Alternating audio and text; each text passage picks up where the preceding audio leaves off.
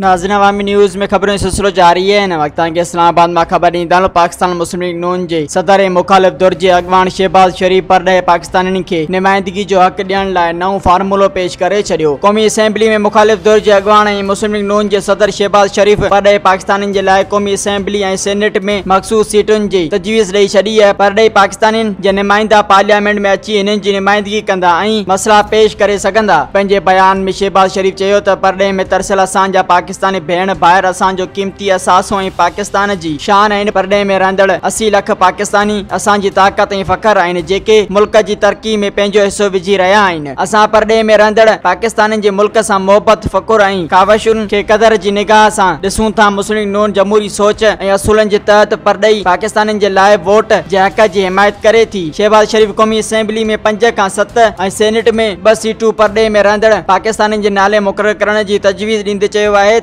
उन सीटुनि ते नुमाइंदगी जो तरीक़ो ऐं शर्त पार्लियामेंट में समूरी सियासी पार्टियों मिली तय कंदियूं। मज़ीद खबरों और तफसीलात के लिए विजिट करें हमारी वेबसाइट www.awamiNewsHD.com।